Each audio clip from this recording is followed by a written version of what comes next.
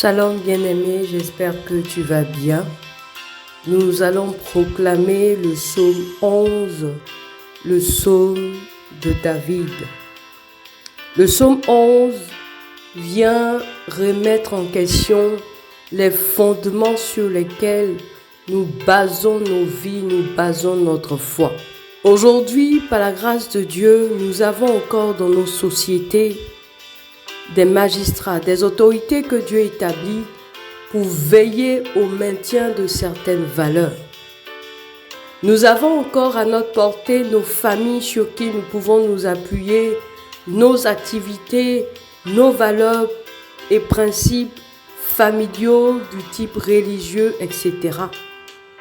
Mais le temps vient et nous commençons à le constater qu'au sein même de nos familles, dans nos sociétés, ces choses sur lesquelles reposent nos sociétés, sur lesquelles reposent nos familles, ces valeurs-là sont en train d'être ébranlées. Et certainement, tu as été ébranlé dans les choses fondamentales sur lesquelles tu as posé ta foi, sur lesquelles tu as fondé ta vie. Beaucoup ont été déçus, ont été ébranlés, se sont retrouvés profondément perturbés lorsqu'ils se sont rendus compte que le Père qu'ils avaient pour modèle durant toute leur vie n'en était pas un. Beaucoup ont été déstabilisés lorsqu'ils se sont rendus compte que l'emploi qui était leur source principale de revenus, dans lequel ils avaient placé beaucoup d'espoir, n'en était pas un lorsque du jour au lendemain, ils l'ont perdu ou que leur mérite n'a pas été reconnu. Aujourd'hui, dans nos sociétés, dans nos familles, le mal est appelé bien et le bien mal. Des valeurs auxquelles nous étions attachés, auxquelles la Bible nous invite à nous attacher, sont en train d'être ébranlées. Mais quand ces valeurs-là, sur lesquelles nous nous appuyons, ces valeurs sur lesquelles s'appuient nos familles, nos sociétés sont en train d'être ébranlées, en tant que juste, en tant qu'appartenant à Jésus-Christ, que peux-tu faire? Est-ce que tu comptes fuir comme d'autres, te réfugier dans d'autres choses ou t'accrocher à ce qui te reste? Ou bien tu comptes te réfugier résolument et entièrement dans le Seigneur? Qu'arrivera-t-il lorsque ce qui fonde ta vie, la famille, le travail ou ta communauté te sont retirés? Est-ce que tu ne seras pas déstabilisé lorsque ton projet principal, lorsque le fils que tu chéris tant te sera enlevé? Que t'arrivera-t-il? David, au travers de ce psaume, nous invite à placer notre confiance, à fonder nos vies, fonder notre foi, fonder notre espérance dans l'inébranlable, dans le rocher des siècles, en Jésus-Christ, afin que quel que soit ce qui se passera autour de nous, dans nos familles, dans nos vies, nous demeurions fermement attachés à lui inébranlable. Nous avons les signes avant-coureurs de ce que la Bible appelle les derniers temps. Nous voyons tout ce qui se passe aujourd'hui. Beaucoup de choses sont remises en cause. Vers qui nous tournons-nous pour maintenir le peu de valeur qui nous reste? Vers qui? Vers qui te tournes-tu aujourd'hui pour sécuriser ta vie, sécuriser ta foi et ton éternité, pour assurer ta protection, pour pouvoir à tes besoins et à ceux de ta famille? Sur qui comptes-tu? Ce psaume donc, en le proclamant, nous sommes invités à méditer chacune des paroles et à revoir véritablement ce qui constitue le fondement, la base de nos vies. Proclame avec moi le psaume 11, les vers 1 à 7. C'est en l'Éternel que je cherche un refuge. Proclame avec moi le vers 1, dis-le, dis Seigneur éternel, C'est en toi que je cherche mon refuge. Dis-le pour ta famille. Éternel, c'est en toi que ma famille cherche son refuge. Comment peuvent-ils me dire, fuis dans vos montagnes comme un oiseau? Dis-le avec moi, Seigneur, je ne veux point fuir comme un oiseau. Je ne veux point aller me réfugier à l'ombre d'une autre montagne. Je ne veux point chercher un autre refuge comme un oiseau. Vers 2.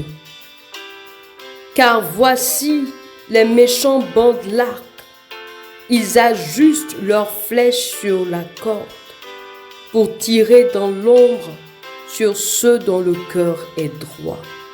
Dis Éternel, tu vois dans le secret les méchants qui bandent l'arc contre ma vie, contre ma famille, contre ma nation, pour tirer dans l'ombre sur ceux dont le cœur est droit, sur ceux qui t'appartiennent.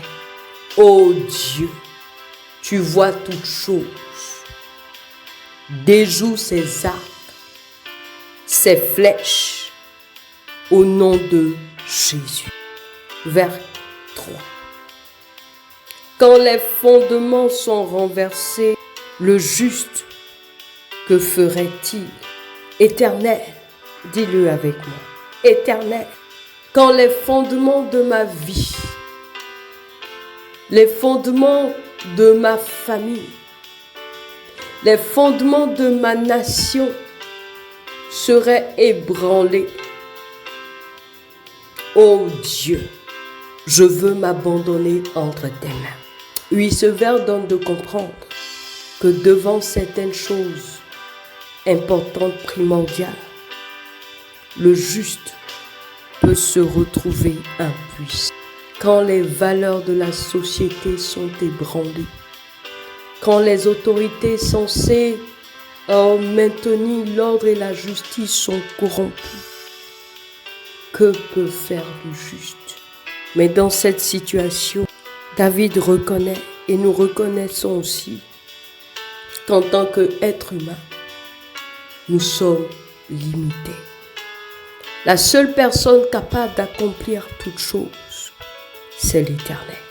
C'est pourquoi nous proclamons la suite, le vers 4, pour dire à l'Éternel, Éternel, tu es dans ton saint temple.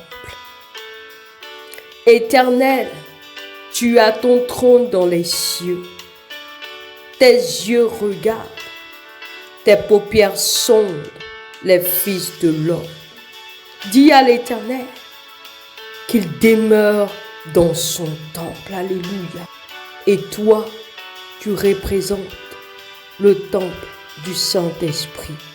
Selon 1 Corinthiens 6, le verset 19, tu es le temple du Saint-Esprit. Juste pour te dire que ton Dieu demeure là, présent dans ta vie.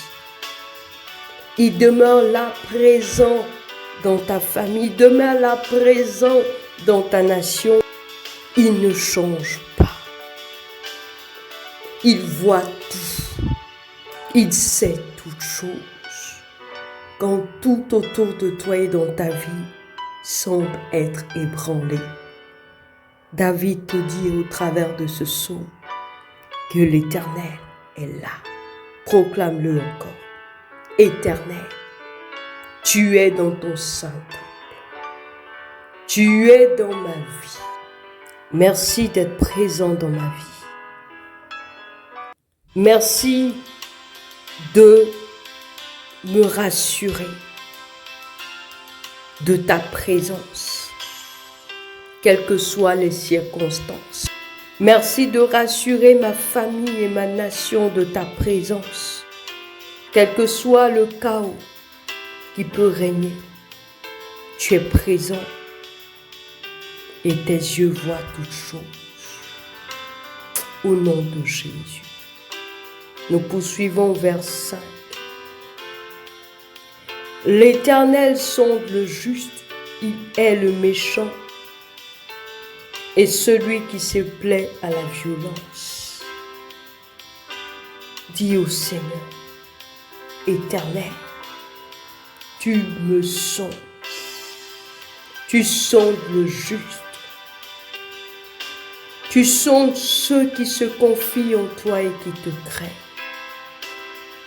Tu es le méchant et celui qui se plaît à la violence. Père, donne-moi, dans ces moments que traverse ma famille, dans ces temps que traverse ma nation, de ne point être compté au nombre des méchants, de ne point être compté au nombre de ceux qui s'opposent à toi, de ne point être parmi ceux qui pratiquent la haine, la méchanceté, la violence, la vengeance. Au nom de Jésus. Nous poursuivons au vers 6. Il fait pleuvoir sur les méchants des charbons, du feu et du soufre. Un vent brûlant, c'est le calice qu'ils ont en partage. Quels sont ces méchants qui dans l'ombre te déstabilisent? Déstabilisent ta famille, déstabilisent ta nation. Rappelle-toi sur Éphésiens 6 que tu n'as pas à lutter contre la chair ni le sang, mais contre des démons, des esprits méchants, des principautés. Alors, proclame que l'Éternel fasse pleuvoir sur ces esprits, sur ces maladies, sur ces démons de guerre, sur ces démons de peur, sur ces démons de division, sur ces démons de mort, sur ces esprits d'hostilité, ces esprits de misère, ces esprits de mensonge, de corruption, de perversion, d'idolâtrie. La liste est longue.